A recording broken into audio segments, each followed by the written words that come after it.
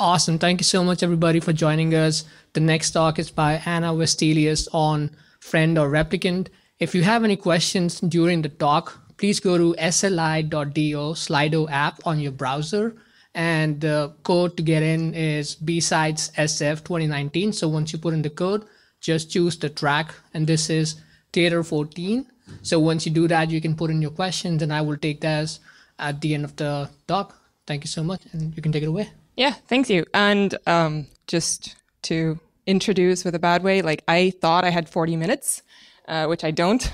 So questions I will actually take later after the talk. But thank you all for coming. I am Anna Westelius. I am super honored to be here. This is the 10th BSidesSF, so it feels good to be here for an anniversary. Who am I? I'm a former security researcher and analyst. I have been in the security industry for a while now. I started in systems and network security. I did everything from pen testing to IDS monitoring. I ran a SOC for a while. The last decade I've spent focusing on solving fraud and abuse problems at scale. So I've been working with and for various companies to deal with fake information, fake accounts, distributed bot attacks, stuff like that. So, quick disclaimer. My favorite quote about ML is that if it's written in Python, it's probably machine learning. If it is written in PowerPoint, it is probably AI. And because this is a PowerPoint presentation, I have taken the courtesy of using the terminology AI for things that some people might refer to as ML and others refer to as AI, so don't get pissed at me. So, why am I talking about this? Throughout the history of humans, we have always tried to game the system. Whenever we assign value to something, people find a way to abuse it. And with the rise of social media platforms, likes, users, user activity become the number one valued commodity, right? So not only do we assign a dollar value to these things, you can trade likes, followers, ratings, upvotes, activity for sums of money, right? You can get 1,000 Twitter followers for $12, actually. Real followers, supposedly. But it's interesting to me that we've never really put a lot of security or security thought into these problems, right? We assign a value to it, but we don't hold it to the same level of scrutiny from a security perspective as you would transactions, right? If you log into your bank, you expect there to be a certain level of security on a credit card transaction or credit card information. But with likes, followers, similar things, we don't actually put much security into it. So what is the real value of activity? Activity is influence. Influence and credibility. Influence in business, in companies, in thoughts, in items. You can actually value a company today based on their ratings online if they're consumer-facing. Right? If you have a business that's exposed to consumers, 3 or 4 stars actually changes the value of that company in real time, right? And again, we don't put a lot of security into it. So that's something. Additionally, these fake accounts that are being used are used for other malicious purposes. So we can influence someone's ratings, we can influence someone's value as a company, but we can also spread information like malware, phishing, scam, etc. And again, if there is no security in these types of things, then why wouldn't I, as a person, go in and abuse those resources for my own benefit? What constitutes real? So if you go online and you're on social media or you're on a website that has ratings or comments, etc., how do you spot a fake account? Can someone please tell me how you would identify a fake user? Someone tries to friend you on social media. What do you look for? Anyone? Dan? Reverse search their profile picture? You reverse search their profile picture. That's pretty advanced. Frenchie. What? Lack of activity. Lack of activity? That's one. Anyone else? Common friends. No common friends. You don't have any friends. You are very suspicious. Don't friend this guy. Okay. Age of account. Okay. All these are great. Thank you. So, as these things have become more, have gotten more attention from the media, users have been taught rudimentary means to identify things that are real or fake, right? So you know that if you have no friends in common, if there is a or lack of other friends, if you have no photos, if there is tons of activity. See Sophia here, our marvelous robot. By the way, this is the most advanced social robot that exists. She has 18,000 or 1,800 reviews, no comments, no photos, no friends, right? And she might come from a location that is unexpected from the place that she's reviewing, right? These are means that are very, very easy for people to emulate and to pretend to be. Like, because we set the framework for what is real, we give attackers the ability to emulate that behavior, the way that they look, the same things. This does not increase the bar for attack at all, actually. It's actually very easy to emulate. It's very similar to the way that we introduced more secure password practices. If you all remember, the 8-character password with, a number, a special character, a capital letter. It actually gives people the format of which your passwords are, rather than, making it more secure. Wait, I think we're all in agreement. So, if we were to create our own fake information campaign online, me, being Swedish, I'm fairly tired of seeing other Swedish people in the workplace. I'm tired of having to listen to comments about ABBA. And really, nobody wants an IKEA maze in their neighborhood, right? So, we're going to start spreading this false information. How do we do that? Well, okay, so how do we fake it? What do we need in order to fake it? Another anecdote about my native Sweden. So, my country of Sweden just recently got voted the most unfriendly place to move to. This might not surprise many of you if you ever met Swedes, but apparently, if you as a foreigner move into Sweden, you can't make new friends. Because what Swedes do is that we don't make friends or interact with people who don't know a person we already know, right? To be invited to a party, you need to know somebody there. To talk to somebody in public, we never talk to strangers. I mean, engineers love Sweden because of this, right? We are fairly unfriendly. But what's important with this is that it gives a fast track to closer friendship. Because you already know somebody who is in the clique. You've been verified, you've been validated, and therefore you have access. We think the same way when we think about fake accounts online, right? If we have friends in common, we're much more likely to accept that person as real because it's been verified, it's been confirmed. It has credibility, right? So, when we generate fake information, we need to do two things.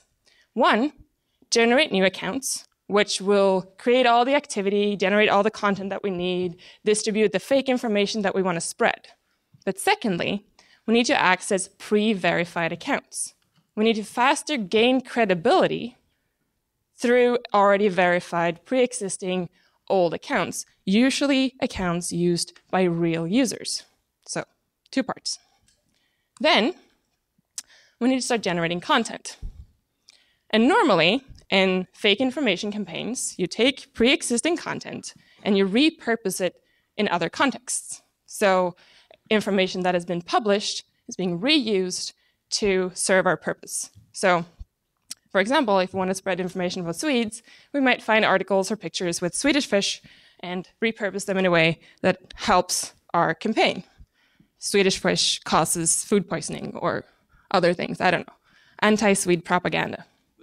But what we also need is content that makes us look real. So, the human inspection that I just talked about, right? Real profile pictures, age, location, name, username, things that passes a normal user inspection as well as a human one. So we need to gather that. Lastly, we need to start generating some activity that make us seem real over time. We need to not overdo it, and we need to do the things that we built this army to do, right? We want them to generate activity for us, spread our anti-Swede propaganda, but in a way that seems real and normal. So, now we know what we need, but how do we get those things? And it's important to understand that a lot of these companies that one might target, and for a fake information campaign, you want to target many different kinds of websites, right? You want to spread your information in as many locations as possible. And the way that people protect against these are three major categories. And these have like developed over time, right? So as people started stopping bot attacks and other types of automation integration, they started blocking things by IP address, which is the first. So IP reputation and IP rate limits. Then they do something called browser or device fingerprinting. And for those who are not familiar, browser and device fingerprinting is essentially gathering client-side information about a device or a browser in combination with HTTP headers to create an identity. So you track a user through some client-side information like screen resolution, plugins, fonts, etc., and you combine it with user ID and string or other rudimentary HTTP features. What's interesting with this is that, one, there is HTTP, like there is feature parity in HTTP, so you don't have that many things that you can gather. There is fairly high entropy in fingerprints, but they are not trusted by the people who use them. Lastly, and this is kind of new, people have started gathering things they call behavioral fingerprinting or biometrics, which sadly is just a more fancy way of saying mouse pointer movement and click locations, which is not very reliable. So if we're just going to very quickly see how we surpass these things, IPs. IPs are fairly easy. IPs today, if you want access to real IPs, and in this sense, real being high quality user access IPs, you can go online and go to any service that offers them. Hola VPN, for example, is a peer-to-peer VPN proxy that charges you almost nothing for direct access to other people's connections, right? They have a business service version that you can subscribe to that give you access to other people's home IPs and connections continuously. And what's interesting with this is that the price model for these services is the same as the value that we assign to online accounts. So a real IP, meaning user activity IP, validated, real, is priced higher than an IP address that comes from a data center or somewhere where you expect bad traffic. So again, things that are being validated are priced higher. If we don't want to go the more legitimate route, we can go down the rent a botnet route. And lucky for us, the botnet industry has gone down the path of software as a service as a business model. So you can actually get a diamond level subscription month to month to get access to residential IP addresses for only $40 a month. Diamond level, that's fairly nice, I think. So we got our IP addresses. Then we need to bypass fingerprinting techniques. And I find this hugely interesting because all of this is client-side information. And anyone knowing anything about security or how information transfer works, if you give something to the client, they can send anything back to you. They own the information that they send back to you. So if you're basing your identification on client-side data, well, yeah, you're pretty much fucked because, you know, they own that, right? So when attacking any of these targets that you might target for these types of fake information campaigns, either you own the information and therefore can send anything back, you can pretend to be any browser, or you can just not load the JavaScript because they don't expect all users to load JavaScript. And so a JavaScript-based fingerprinting solution, you can just not load it because that's not what they expect of their users, right? Usability versus security. In this case, usability wins and you can access, right? Lastly, we have biometrics. Again, one of my favorites. And this is because the people who build these things, it's like they never talked to an attacker before. They're like, oh, you're going to go home and you're going to program mouse movements so that they move like a human, and therefore we're going to catch you because it's programmatically calculatable. And I'm like, fuck that. I'm just going to go home and record my own mouse movements and replay them back. Like, those are human movements. They cannot be identified as programmatic because they are mine. And there are actually so many softwares out there today that just adds a layer of randomness to whatever movements you record. So it's super easy. And as you will see in the rest of this talk, is that most of these things, they used to be difficult. We've built tools for them now. So it's super, super easy to just bypass all of these protections, right? So this that I just explained is referred to as a single request attack. It means that we ideally record our own biometrics, we add a layer of randomness to it, we distribute ourselves so that we access it through different IP addresses for each request, and either generate a new fingerprint or don't generate a fingerprint at all. Meaning we're always looking like a new user, right? So we want to generate information, we want to generate new accounts, we want to not get caught by IP limits, we want to not get caught by biometrics or fingerprints. If we just distribute ourselves with those features for each request, we look like a completely new user that they cannot in any way block or stop, right? So it is time to assemble the robot army. We know what we need to avoid to get it, so let's start collecting those things. And just as a quick recap, we need profile content and content to redistribute. We need new accounts that will generate our activity. We need to start generating that activity, and we need some old accounts to give us credibility in our activity, right? So we don't get caught. So before we start looking at creating accounts, I wanted to talk a little bit about content.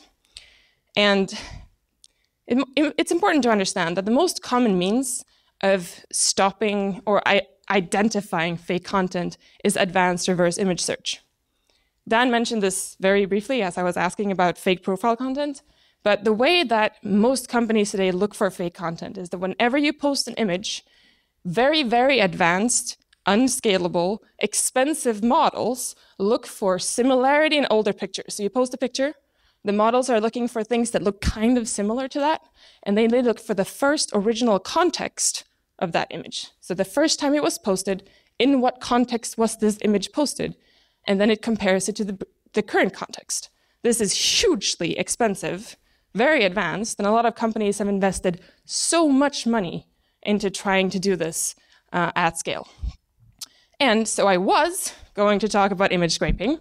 I was going to talk about very advanced, image manipulation techniques that we can add to our automated process once we've downloaded shit tons of other people's profile pictures, but I don't have to, because of recent developments in the AI department. Are any of you familiar with this website? Yeah? Any show of hands? Seen this before? Yeah. So this person does not exist.com. It generates new pictures and photos of humans for every reload. None of these people exist. They have never existed. There is no original context for any of these people, right? There is no way you can put these into a reverse image Google search and say, who is this person originally, and has this been repurposed? Is this fake? So this is great if we want to start generating fake profiles, right? There is no security on this website. This is made by scientists. They don't know security. So I can download hundreds of thousands of these images and build up a large inventory of fake people. Thanks, AI. So we can be this lady, we can be this lady, or whomever we want. And I also hear that from a marketing perspective, that being AI-powered is like the bee's knees. So our robot army is now AI-powered. Isn't that a little bit scary? Tiny bit. But this is not the only part of this that is AI-powered.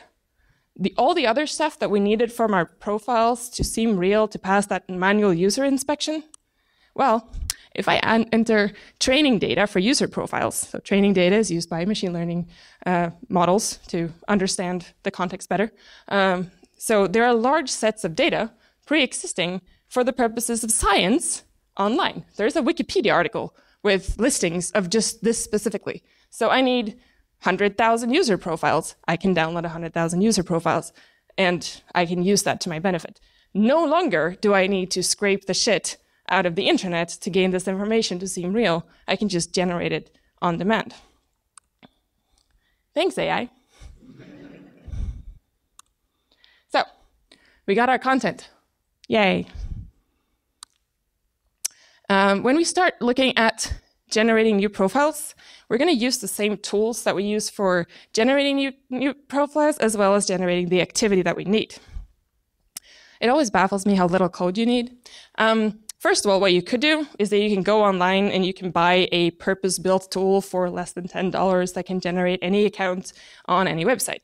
But if you want to do it yourself, you can pop up something like a headless browser like Selenium, Chromium, utilize Phantom.js to build a bot that registers, that logs in, and then starts generating activity like following and liking people.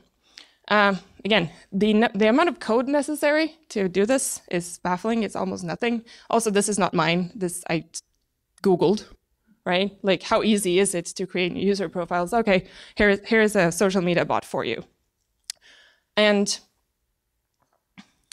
again, it requires almost no work to start generating the activity, and they self-replicate. So as friends, validating friends as a concept, they start generating, and then they go back to the previous bot that they made, and they friend it. So it replicates itself. The network validates itself. Pretty easy. The important thing here, though, to remember, in order to not get detected, is to blend in, like a Swede. My country motto, which is called the Law of Yount, is essentially don't stand out and don't think that you're better than anybody else. This is not fake news, by the way. This is absolutely true. And it very much resonates with how we need to act as we generate fake accounts online. Don't overdo it, right? We get caught if we jump in and we generate 100,000 accounts and they start liking one thing. They need to do it slowly and consistently. Just like if you ever find yourself in my native country of Sweden and you have to stand in line, always ensure that you have 9 feet in between you and the person next to you. Or you will, it's the biggest social faux pas. So, we have the accounts, we have the activity, we have the content. Now we need to gain access to other people's accounts. This will do with something called credential stuffing, account takeover. Credential stuffing was the next most common cyber attack last year, after DDoS, which we haven't solved yet, by the way. Come on, guys. And what a credential stuffing attack is that you have a set of credentials, which is email addresses or usernames and passwords. These are leaked constantly, right? We see leaks in the media all the time. I think there was one yesterday with like 7 billion user accounts. And because our users have not started using separate passwords and separate websites, this is the most effective way of gaining access to pre-existing accounts. So what we'll do is that we go to Pastebin, one of my favorite websites, and you download a set of credentials. Well, the biggest one you'd find. I guess size matters. And then we'll plug it into one of the most common off-the-shelf ATO tools. And so, like I mentioned before, this is very easy. It doesn't require any coding. Some of the most common ATO tools out there is Sentry MBA, Account Hitman, and Anti-Public, and also something called Sniper. Most of these are made by Russians and are normally in Russian, but because of a growing community of crackers online, they have been translated into English and, well, made available for anybody who does not speak Russian. Yes, Dan just asked how much malware you get by installing this. You do it in a VM, right? No. Don't you VM, bro? No. Yes, that too. But without going too much off topic, the way these work, this is a great overview, by the way, I promise, is that you have 3 different resources that you put into these. You have a combo list, which is a set of credentials that you got from Pastebin. You have a list of proxies, so the IPs that we gathered originally, these residential IPs that we want to come from, we just put it into the tool. They have a target list. You can target multiple different websites at the same time. This is awesome because that makes you not seem so aggressive, right? And if we want to start generating accounts in multiple places to spread information everywhere, It's great to be able to do that at the same time. And then they're highly configurable. So the fingerprints that we have identified previously that we might need, we can pull them into a configuration, have it change for every request. We get that single request attack without having to use any higher level technological tools or really understand the environments in which we exist in, right? This is plug and play. It's also free, generally. So what normally happens, and the way that Account Hitman works, is that you actually get a web interface in the tool. So it opens up, it loads the website in an iframe in the tool for you. And then you actually get to choose if you want to be Chrome or Firefox, or like whatever browser you want to pretend to be. It loads it, and you go in and you do a successful login yourself manually. And it records that. So it sends that first manual request, it validates success, gets that back, and then launches all of the credentials in your combo list on individual request, new fingerprints, using the biometrics that were recorded when you went through the tool with a certain level of randomness, and you have attacked all of your target sites at once with new individual fingerprints for each request, and bypassed all identification because you seem like a new user for each request. What you get back is a list of validated credentials that we can use to validate our other accounts. So we build credibility through friends of friends. What's also very common is that people do this and they don't actually overuse the accounts they get access to. So a lot of famous people, verified accounts, they get people going in and doing small amounts of activity, and they come back from time to time, but they don't overdo it, so they stay under the radar. Because let's face it, most users don't check their email for like security alerts from Twitter, right? Like someone's logged in from your account, we care, but most normal users don't. So we have all the things that we need in order to start generating some activity. And thanks, AI. Whilst all of this entire economy and ecosystem is completely fueled by the way that we value user data and user activity, I think that the recent development in AI and machine learning, data science, it's really fueling the new fake account economy, right? If we can't validate that information that's been put on the internet has a real context, that we can't say that this article, which features a picture of a beaten woman, like we don't understand where the pictures come from, we can never validate the original context, it's very, very difficult to battle fake information and fake news, especially seeing that all the investments that's been done recently go into image reverse search capabilities and similar type technologies. So I don't know if you guys remember this user does not exist.com. This is my other favorite website. This Airbnb does not exist.com. So these are actually 4 different individual machine learning models that generate a new room in the same house. So they work independently, but together to generate a similar image of different rooms in a house. It also automatically generates a description and a fake account picture. This could be used in real time to scam people on Airbnb. I mean, I don't see really another use case for this except for science. And my point here being that making this available to anybody to use only fuels the fake account and fake information society, right? The economy of spreading false information is completely fueled by AI. If we cannot validate, again, original content, how is it that we should be able to believe in anything or have any faith in the content that we look at online? And if someone can build a purpose-built Airbnb ad generator, right? Like there is no business content for this. Like, why would you do this? Then you can create content for other purposes, right? If I want to create fake anti-Swede propaganda, I can feed a model tons of pictures of Swedish fish and sad IKEA maze situations where people get lost. And it's easy for me to send them online and no one can prove to me that these are not real, right? There's no way of proving them. So I managed to get it all done in time. Haha.